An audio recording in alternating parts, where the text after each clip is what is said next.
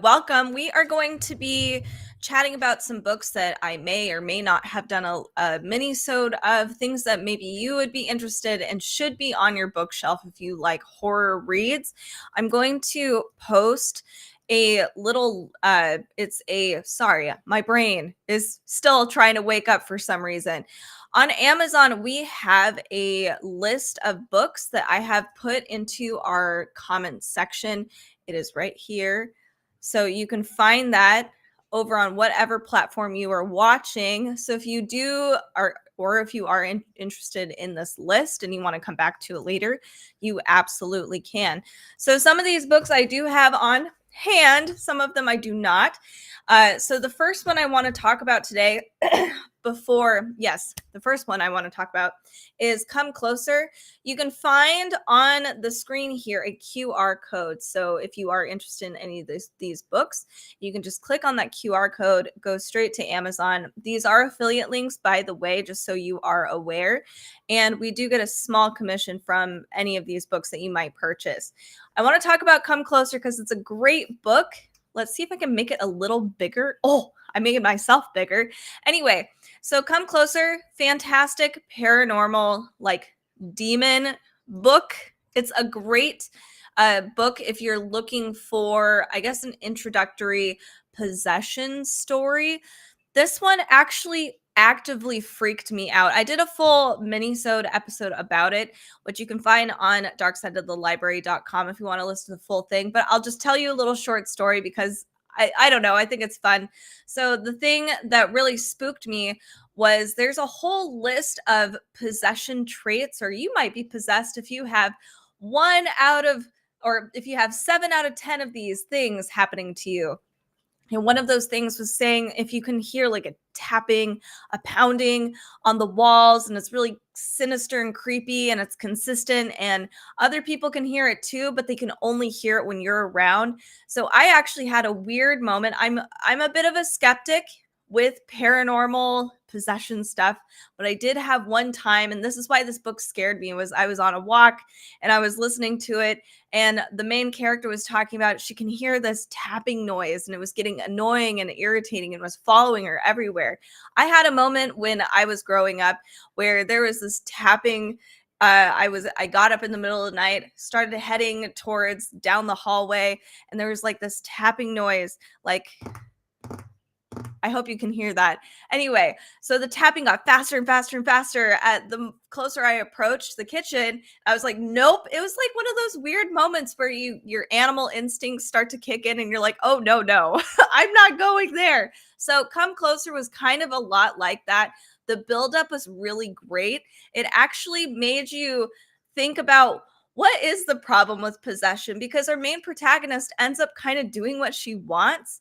She tends to self-censor a lot in the very beginning, but over time she's like, I don't even care anymore. So Come Closer is just a really good possession story all around. It's not, I mean, it gets a little gory, but it's overall fairly light. It's short. I read this in the afternoon. It was a really, really good one. And now I want to read more possession stories. If you've read this one, make sure to give me a comment because I want to hear more about this book. I know it's an older one. So that's what I have to say. If you wanted to know more about my thoughts on this book, check out our podcast episode because I go into way more detail about it. All right, another book I wanted to talk about. Oh no, I forgot to grab it. That's because my husband's in a meeting. So Berserk. We have a lot of comics and graphic novels, including manga, on this channel. I try to talk about different comic books so that you guys can, comic readers are updated on certain things. Berserk has a very special place in my heart, and I'm sad because I should have grabbed it so I could show you the inside of this whole book. So this is the deluxe volume. You can find it over here in the QR code. So this contains volumes, I think 1 through 3, but it's bigger. So you can see all of Kentaro Miura's artwork just up close, and it's just even more stunning, if that's even possible. I highly recommend checking this out. It's a dark, high fantasy graphic novel.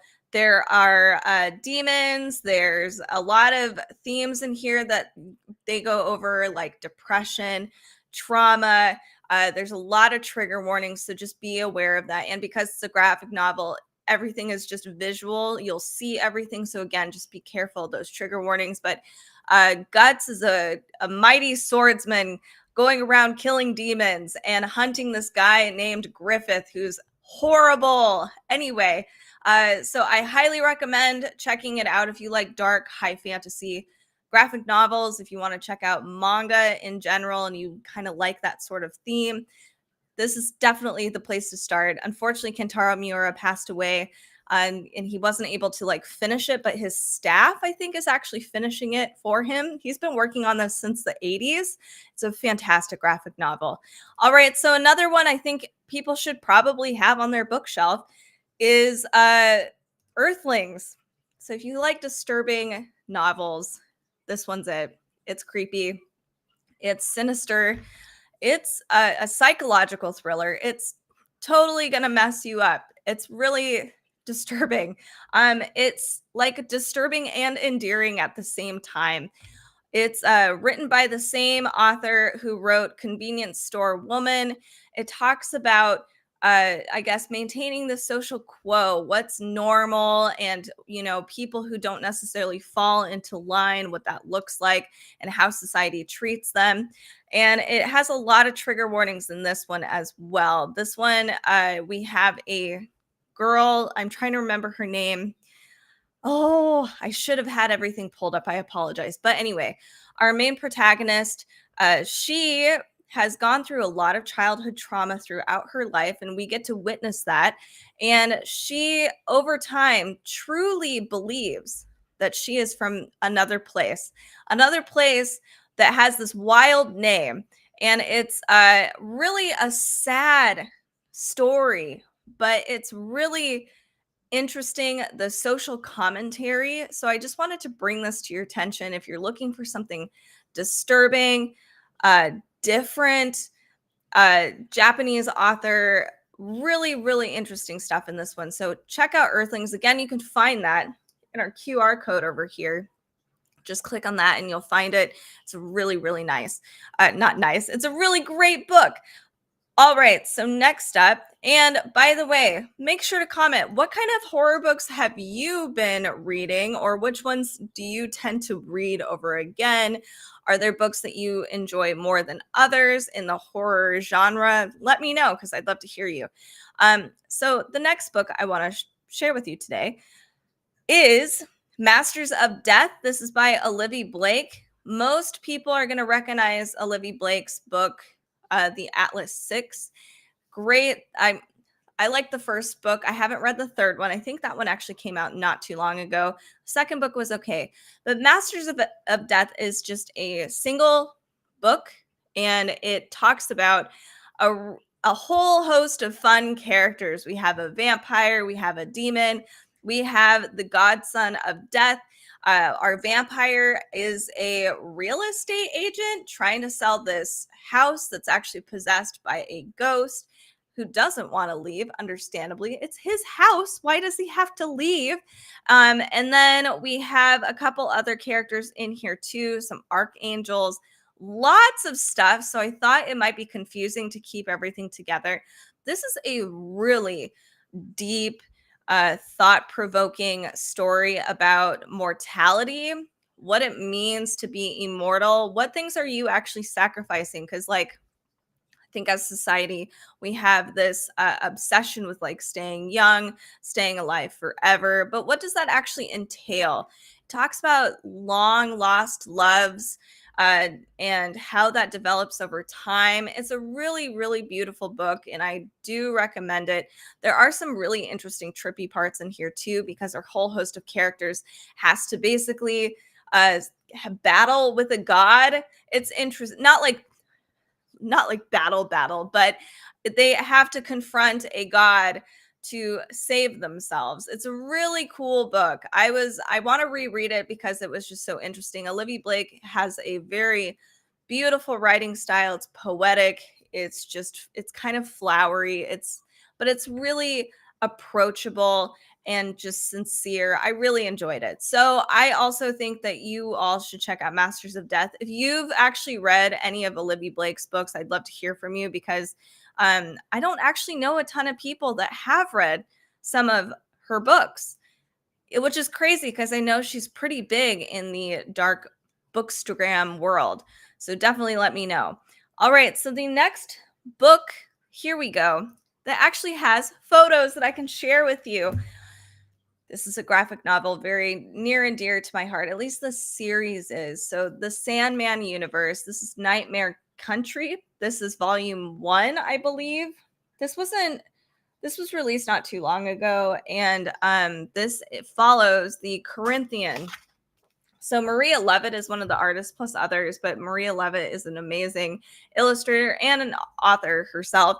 So I really enjoy this. It's a very beautiful graphic novel. If you are somebody that has just started getting into like the Sandman series on Netflix, and you're just really not sure where to start, especially because there's so many different volumes and you're like, where do I start? This is a really fun one, especially if you do like darker material, because it follows specifically the Corinthian. It's bloody, it's gory, it's really disturbing. The art is fantastic though. So I highly recommend it. Granted, it's not necessarily Neil Gaiman writing the story. It's still within the same universe. James Tynion IV has worked with Neil Gaiman for long enough. I think they're probably on the same page as to where all of these characters are in their mental states. So this is one that I wanted to share with you and at least share the inside with too, because it's just really fun. It's stark, it's spooky. So if you're looking for that comic, make sure to check out that QR code over here on the side and let me know how you feel about the Sandman series. I think this is probably the first graphic novel series that got me into more dark contemporary, like I guess you could call it like urban fantasy. It's really good. We still feature some of the endless, like we still have Death, Dream. Don't know if Delirium makes an appearance in here, or Desire. I'm not really sure. Maybe a small appearance. Destruction. Anyway, definitely check this one out if you're looking for a graphic novel and you're just wanting to kind of jump into a universe that has been developed. That's really good. All right. So the next thing that I'm going to share with y'all is I'll share 2 ghost stories. So this one is one that actually still sticks with me. I think if you're looking for something really disturbing, but you like the ghost story genre, Ghost Eaters by Clay McLeod Chapman is the way to go. It is it's unique because you're talking about it talks about themes like drug addiction, so trigger warning there. But it talks about this drug where you can actually see ghosts and the aftermath and how you can get sucked into that life. So it really is just like this really big metaphor for addiction. But it's a really disturbing novel. There's a ton of disturbing scenes in this book that I was like, I'll never forget them. There's a whole scene with with everybody around this table. Anyway, I do recommend it if you're looking for more on the darker, not gory, but disturbing end of ghost stories. Ghost Eaters is the way to go, in my opinion. But if you're looking for something a little more mellow, more gothic, kind of atmospheric, Ghost Eaters is obviously atmospheric, but it's really in your face and it's kind of like a fever dream. But The Haunting of Velkwood is a little different. So it's ghost story light. So if you're just dabbling into horror books and you're not really sure where to start and you like the idea of ghost stories, especially more on the traditional sense of having to put the spirit to rest, The Haunting of Velkwood is pretty good. It's pretty tame, all things considered. I would say, like, I enjoyed it. There were a lot of plot holes in it. I do admit that, but I overlooked it because they were focused there. It was so character focused that I I don't know, I was immersed in like the characters versus the story itself. The story felt more like background music to me.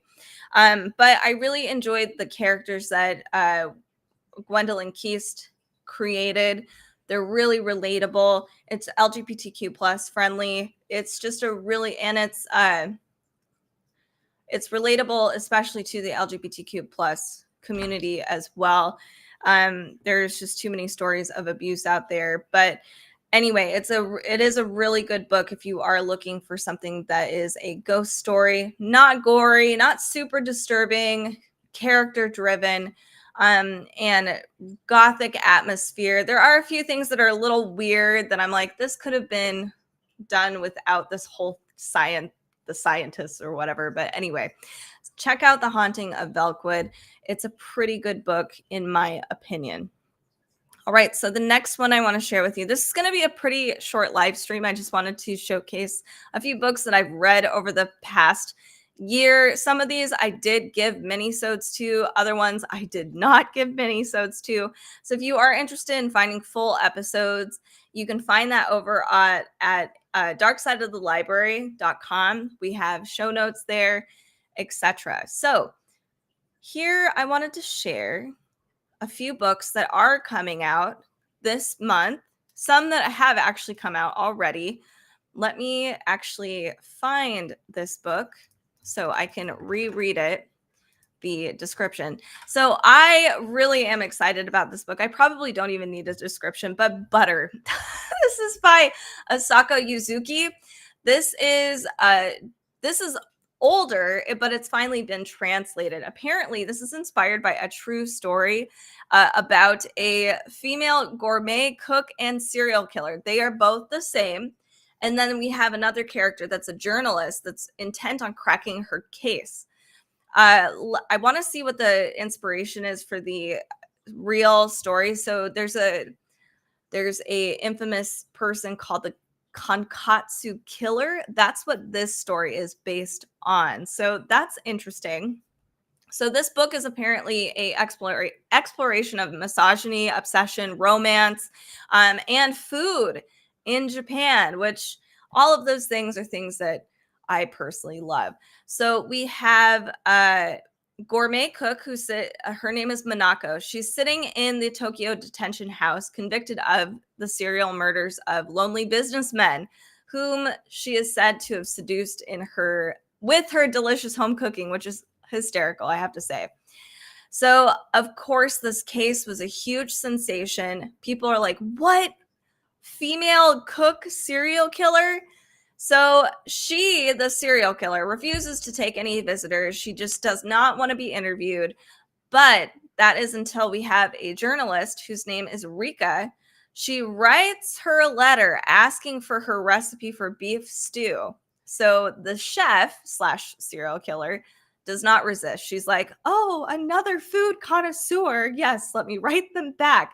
Anyway, so Rika is the only woman in her news office, and she works really late. She works really hard, and she cooks more than, I mean, she probably only cooks ramen every single day. That's kind of this character, but she really, really wants to break this case. And she, over time, as they start doing these interviews together, the journalist and the serial killer, Rika, the journalist, starts to wonder, do they actually have more in common than she would like to admit? So I'm excited for this one personally. This is Butter, a novel of food and murder. I really cannot wait. I'm like, I need to get my hands on it. So that is one that I'm definitely going to be doing a mini-sode of for sure. So make sure to follow us on our socials if you do want to get notified of when that does happen. I am really pumped about it because I haven't actually read a serial killer book, which is funny because if Carrie were here, she'd be like, Katie, what are you doing? Because I love serial killer books. I don't know what's wrong with me, but I think one of the ones that I found the most notable that I did a mini-sode of was The Jigsaw Man. And this is going to be, or this is a part of a big series. And I think this is more popular in the UK because there's not a lot, I haven't seen a lot of people talk about The Jigsaw Man over here in the US. So it is let me get to the actual link here. I'm trying to remember the main character's name. It's been a couple of years since I've actually read this, but if you are looking for a disturbing psychological thriller, like a cat and mouse serial killer book, this one is definitely it. Police investigation and drama.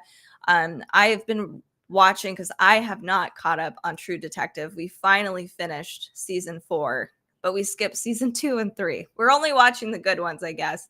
Anyway, so I really love this stuff. So I'm on a roll right now. But this one I did read a few years back. Let me find it again. The series is the Angelica Henley thriller. So this one, there is 3 books in the series so far. I don't know if there's going to be more. The Binding Room was book 2. When was this published? Let me triple check that for y'all. This one was published in 2022. So the 3rd book was the most recent one. It's actually going to be published in August of 2024. So in 5 months time. I'm really excited because it's definitely, if you like True Detective and those vibes, you're going to like the Jigsaw Man, and you're going to like Angelica Henley. Angelica Henley, I mean, it's also very British, so they're, swearing all the time. It's really awesome. I love it. Anyway, so it's a really good book. It's pretty disturbing. It's pretty gory, and it does talk about some of the problems or some of the drama and hardships of being a detective, the hardships on family, maintaining those kinds of relationships, and some of the things that you see, how you have to hold trauma for the families whose loved ones have gone missing or have had their lives taken away from them. So this book is truly great for people that do love those kinds of themes and stories. So check that one out. Highly recommend it. All right, another book I wanted to showcase to you is Indian Burial Ground. This one's actually coming out, this one we talked about on our latest podcast episode. I have read Nick Medina's The Sisters of a Lost Nation. I thought it was an okay book. The themes were really good. But he was all over the place like I am right now. But one thing I liked about it was some of those really creepy bits of lore, and obviously the themes in Sisters of a Lost Nation are incredibly vital. How police work and just in general investigations go cold all the time, especially for Native people. So this is definitely an important author as well. This one has a lot of similar themes. So it's a mythological horror. It says a man lunges in front of a car, an elderly woman silently drowns herself, and a corpse sits up in its coffin and speaks. On this reservation, not all is what it seems. So all of these deaths have been happening over time, and they're mysterious, or sometimes people are like, it just happens. It's, whatever. But eventually we have our character, Noemi, who starts to investigate, especially when she loses her boyfriend from an apparent suicide. And it seems really off. So this book I am very excited about. Really love this author. I think Nick Medina is a up-and-coming, amazing author we should have our eyes on. So definitely check out Indian Burial Ground if you are looking for some more folk horror. I highly recommend. Another new book that I want to mention is Eric LaRocca's The Skin Was Once Mine. I have read a couple of Eric LaRocca's, another author that over the course of like 4 years, I feel like I've watched the development of Eric LaRocca. It's been really fun. Like, I've been really excited to see his growth and more people putting eyes on his book and reading his books, because they are some disturbing books. If you're looking for some hardcore horror, this is definitely it. This author is definitely it. It's very gory. sinister, super disturbing stuff. He typically writes anthologies or short stories, but there have been a few books that he's released that are not, that are just like a novella. Anyway, so this one I'm excited to pick up. This one was published in April, or April 2nd. We have 4 stories. One is called The Skin Was Once Mine. I'll read it. It says, when her father dies under mysterious circumstances, Gillian Finch finds herself grieving the man she idolized while struggling to feel comfortable in the childhood home she was sent away from nearly 20 years ago. Then Gillian discovers a dark secret that will threaten to undo everything she has ever known about her father. Ugh, and the titles are creepy. Like, This Skin Was Once Mine. I mean, what the implications? What does that mean? Anyway, okay, so we also have Seedling. A young man's father calls him early in the morning to say that his mother has passed away. He arrives home to find his mother's body still in the house. Struggling to process what has happened, he notices a small black wound appear on his wrist. Then he discovers his father is cursed with the same affliction. The third story in here, the summary says, Enoch Ledbetter goes to buy a knife for his husband to use at a forthcoming dinner party. He encounters a strange shopkeeper who draws him into an intoxicating new obsession and sets him on a path towards mutilation and destruction. I mean, that's really disturbing already. We don't even need a whole lot. Our imagination could do the rest. And then finally, the last story, just a single sentence. It's called Prickle. 2 old men revive a cruel game with devastating consequences. Yes, again, wild imagination. I can't possibly, my brain is just making this all happen. So Eric LaRocca is a great author. If you are looking for some extreme horror, he does a lot of erotic horror as well. So if that is your genre, I highly recommend him as an author to check out and to have on your bookshelf. Plus, a lot of these stories are great afternoon reads, or you can read them right before bed because that's the best time. All right, the next one, speaking of creepy erotic horror, this one's extreme. I have not read it yet, but I have actually heard this is a great book. It's called Exquisite Corpse. I've been wanting to read this for a while. I just need to make some time to do it. Apparently, the writing is absolutely stunning. Like, it's just a really beautiful read. It's incredibly disturbing. It is about necrophilia and cannibalism. So, as you can imagine, this is just really grotesque. Like, it's really gross.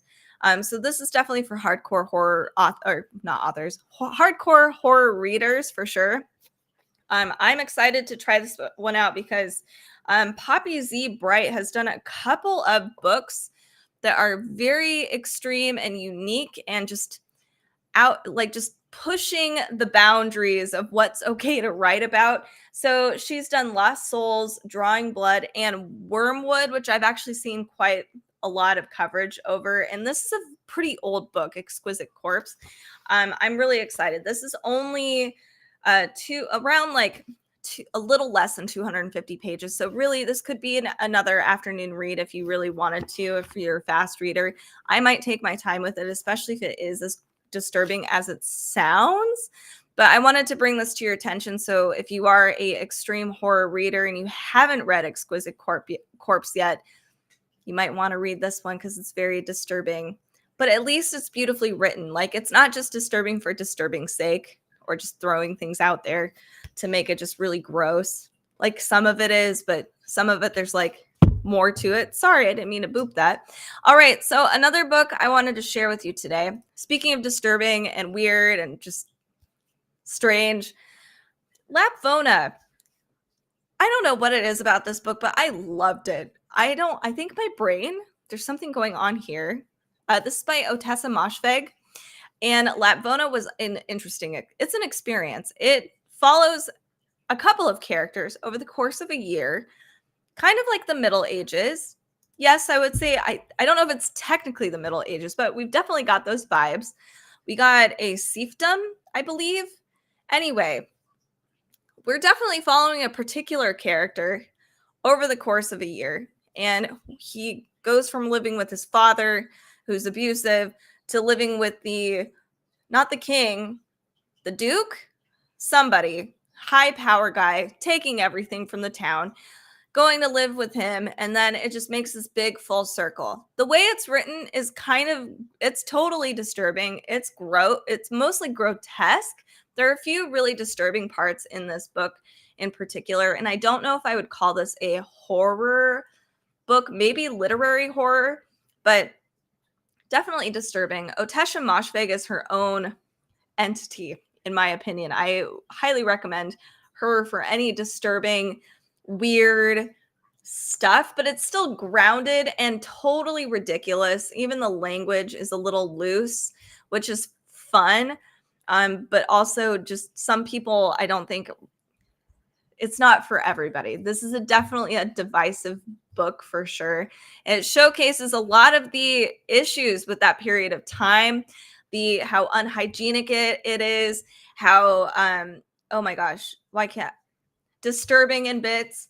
Lots of things like survival is horrible over there too. Like the things you will do, the sacrifices you will make, small little things that are huge that affect things big time. Plagues. We have, why can't I think of the proper word? Anyway, there's a clear difference in class and what that actually looks like, and how the upper class can get away with so much and the lower class seems to have to do all of these silly things for the upper class just because they hold so much power, and it's totally ridiculous. There are other trigger warnings in here. There's things like cannibalism, there's drug use, just a lot of interesting themes in this book, but it's gross, but I enjoyed it. So I recommend Lapvona personally, but I understand people who have not enjoyed Lapvona. The next one I wanted to share with you today is one that I think is another divisive book. This is Mona Awad's Bunny. I really want to I want to read Mona Awad's other book. Why can I not? Rouge. I remember it now. Rouge. Bunny was interesting because it was kind of a different book. A lot of people compare it to the Heathers. And to me, it was just very baseline, the Heathers, very baseline about, I don't know, just cliques and school life, that sort of thing. Whereas Bunny feels like it's more of an exploration on mental illness and even a big, big metaphor for literally the process of going through liberal arts college, which I know sounds a little silly. I enjoyed this one, but I needed to read it twice because the first time I felt like it was a fever dream. I feel like you're kind of given a mask, which is funny because we talk about in this book, there's a lot of masks. Or the girls refer to each other as Bunny, and they all become like this homogenous entity. All 5 of these girls, and our protagonist eventually does too. But anyway, so they all become like bunnies, and then everything has these animalistic traits. So it feels like at face value, this is about how like social psychology is very interesting and how we will do things to fit in with a crowd. So at first glance, that's what this book feels like. And then it starts to devolve into something else. And you're like, wait a minute, because there's a twist at the end. You're like, wait, oh, this isn't actually what that was about. Crap. Now I have to reassess everything I've been thinking about for the past 80% of this novel. And now it's like, okay, now I need to go back and read it and see what exactly the themes are, because they are so subtle and really interesting. I personally liked Bunny the second time around more than the first time around because I feel like the veil was lifted and I know what to expect. So now I get to dissect the book. I think this book is meant to be dissected. So check out Mona Awad's Bunny. If you're looking for it has so many levels and so many interpretations. That's why this book is so fun to me, because there's not a lot of books just kind of slap us with a theme and this is what the plot is. And sometimes that's really nice. We don't want to focus too much on anything else. I get that. That's me too. But there's there's a place for books that you just really want to take apart and you want to figure out what are they trying to say here, because there's just so many little things and there's so many different interpretations, which makes it really fun to talk to with a community of people. So that's why I like Bunny so much. All right, so the next one I wanted to share with you today, speaking of really important and coming together, this is Human Sacrifices. This one I just finished reading. This is an anthology. It's really, really quick. This is a really important book that talks about the sacrifices that we all make. Excuse me while I drink some coffee. We all make sacrifices, or we are all prone to being in a position where we have to make a sacrifice. So an example of this is that a mother sacrifices her daughters for passion, or a nanny sacrifices her own son for the son that she's watching. So those are literal. And then there's other things like one of my favorite stories in this book is called Sisters. The sacrifices we make as women to look thin, or the sacrifices women make to not look thin. There is just nothing we can do, So this is a really interesting anthology because every story hits a little differently. Sisters hit me really hard because it really showcased a lot of my bigotry and the stuff that I've told myself, and a lot of stuff like negative speak towards even myself, and thinking about where that comes from, even some of the language that my family uses to describe other people and nitpicking their physical form.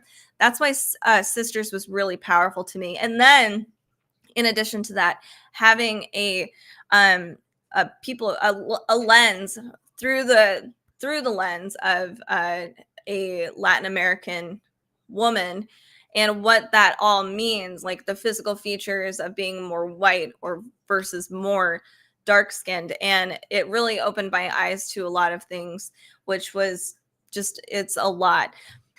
A lot of these stories are really gory and really scary and really disturbing, and have a ton of trigger warnings. So if you are into more horror that's definitely has a lot of social commentary and has a lot of important messages, Human Sacrifices, I highly recommend. In my opinion, it's really, really good. I enjoyed it, and I want to read these stories over again to really just soak it in, because there's just a lot. All right, the next one I want to mention to you is a new one. I'm really excited for this one because it sounds really cute. Another really good metaphor. So let me pull this one up. This one is supposed to come out, or it did come out, April 2nd. I haven't been able to get my hands on it yet. Basically, it talks about how a cute little monster named Shishen has made the mistake of falling in love, which is fatal to all monsters. And she ends up, she says eating her girlfriend isn't an option. Shishan didn't curse anybody, but to give herself and Homily a chance at happiness, she has to figure out why her girlfriend and her girlfriend's twisted family thinks she's the one that actually killed and did all of these horrible things to her girlfriend's family at one point. There's a lot of cool themes in here. It's apparently like so somebody writes a creepy, charming, monster-slaying sapphic fantasy romance, a happily ever after with a higher than average body count. It sounds really adorable and perfect. So I'm excited for this one. If you're looking for a romantasy, dark monster book, this is definitely it. It's pretty amazing. So I can't wait to get my hands on it. And the art is really cute too. Like, it's perfect. And then before, actually, I think the last book, we have two books, I guess. Two books that I really enjoyed that other people might not. The Handyman Method, that one really cut deep for me because I've worked blue collar for many, many years. And there is a certain like approach and mentality with a lot. At least there was when I was doing it.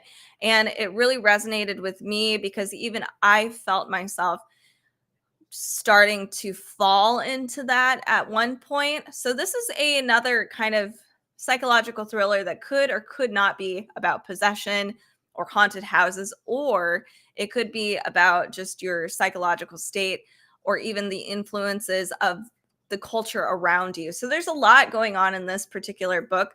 It is really violent and it is pretty brutal. So if you are looking for that sort of thing, it's a little it's a heavier haunted house book, with a lot of interesting themes, but there are a lot of trigger warnings. So be careful of this one too.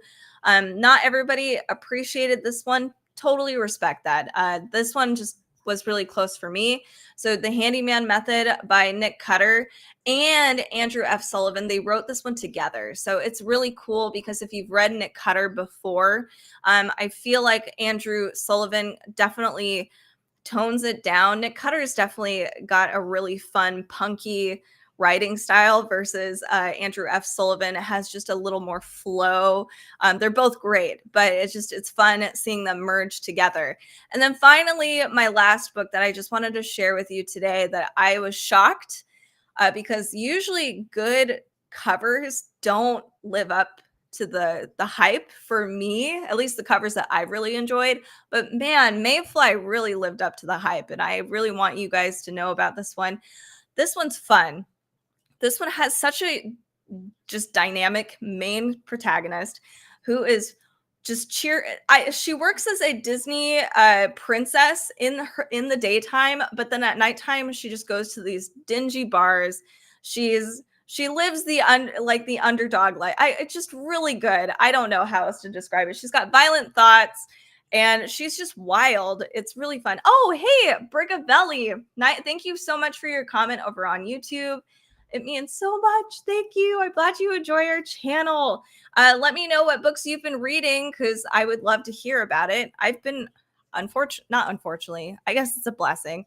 I am in the middle of reading 2 books right now.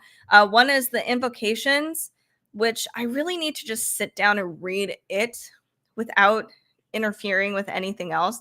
So that one is by Crystal Sutherland. And the other one that I just got that I wanted to start too is Draw Down the Moon. Both of them actually, I haven't read any YA books in a while, but both of them actually popped up on my library list recently. And I'm like, okay, we're going to read a couple cool YA books this time. Anyway, so Mayfly is really dark, disturbing, another psychological thriller. Our main character, Maeve. Oh, Ice Cream Man Sunday Edition, the graphic novel series. How is that? I've been wanting to check that one out. I don't know why the whole thing is just like, it's probably like I'm a little off put by the Ice Cream Man, but then I'm like, wait a minute. That's usually a good sign. It must be good. Like if I'm getting a little disturbed by it. So yeah, let me know how that comic is because I'm assuming it's the comic. Okay, Mayfly, really good. Highly recommend it. Dark Disney princess. She's unhinged. Like really. There's a lot of trigger warnings here. This is a really fun one with really just wild. Maeve is a wild character. She's taking care of her grandma. I'm trying to remember all these other things in here, but it was like a wild fever dream. And you really feel like, even though she's just a little psychotic, I really feel for her. There's so many things going on with Maeve, but it's not in a, I don't know. It's just almost as a matter of fact. She's like one of those chill people that really knows herself.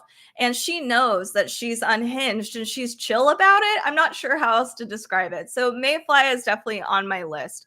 All right. So that actually wraps up all of the books that I highly recommend. Some of these I've done minisodes of, like Mayfly This Way. You can find that at darksideofthelibrary.com or on YouTube. I have recorded them on our minisode video list. And if you are looking for some other books, make sure to check us out too on our social media channels. We do post a ton of books that we try to read all of them. Sometimes we don't. Sometimes I've DNF'd. I almost want to do a list of books I have DNF'd because there's quite a few, but I don't know if you guys want to see that. If you do, let me know. And again, if you are interested in any or chatting with us about any books or letting us know what you've been reading, definitely comment. But I appreciate y'all for tuning in today. And make sure to subscribe, to follow on your favorite listening app, Dark Side of the Library, or over on YouTube. Thanks again. We will see you next time.